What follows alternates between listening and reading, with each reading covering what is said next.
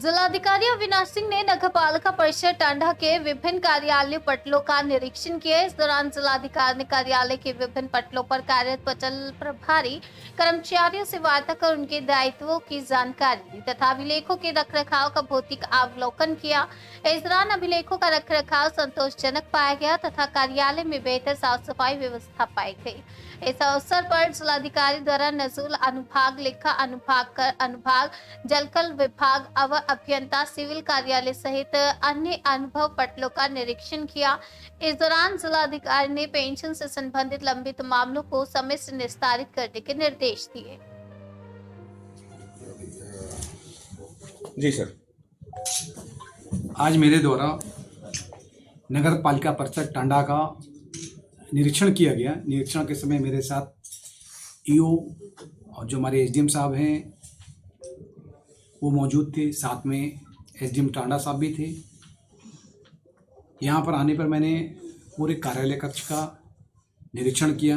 हर पटल पर जाकर वहाँ पर जो कर्मचारी थे उनसे बातचीत किया, कौन क्या काम करता है, किस प्रकार से अभिलेखों का, रजिस्टर का रख रखाव करते हैं, उनको देखा।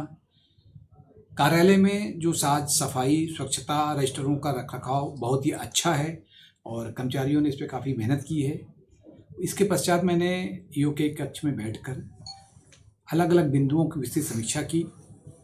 सफाई से लेकर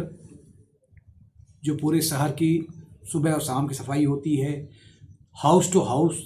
जो कूड़े का उठान होता है, गीला कूड़ा और सूखा कूड़ा जो अलग अलग जाता है, उसके संबंध में विस्तृत जानकारी प्राप्त की।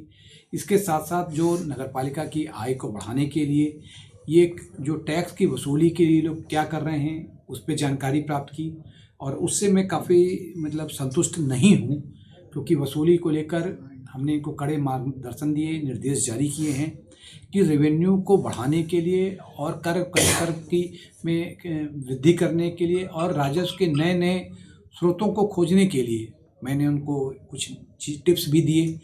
इसके साथ ही साथ जो कुछ रजिस्टर थे, ख़ास तौर से जो नजूल का रजिस्टर था जिसमें कि वो दाखिल खारिज और अमल दरामद कर रहे थे, उसमें देखा गया कि जो नए लेटेस्ट हमारे नजूल लैंड से संबंधित जो शासनादेश थे उनके उल्लंघन किया जा रहा था, उनका पालन नहीं किया जा रहा था। इस संबंध में कठोर निर्देश देते हुए अपर जिलाधिकारी के नेतृत्व में 3 सदस्यीय कमेटी बनाकर कहा गया है कि 10 दिन के भीतर इसके संबंध में आख्या उपलब्ध कराएं और जब तक आख्या प्राप्त नहीं होती है तब तक के लिए किसी भी प्रकार का नया अमल दरामद या दाखिल खारिज नहीं होना चाहिए। इसके साथ ही साथ जो हम लोगों ने यहाँ पर निर्माण कार्य चल रहे विभिन्न प्रकार के निर्माण कार्यों में क्यों धीमी गति है उसके बारे में जानकारी प्राप्त की।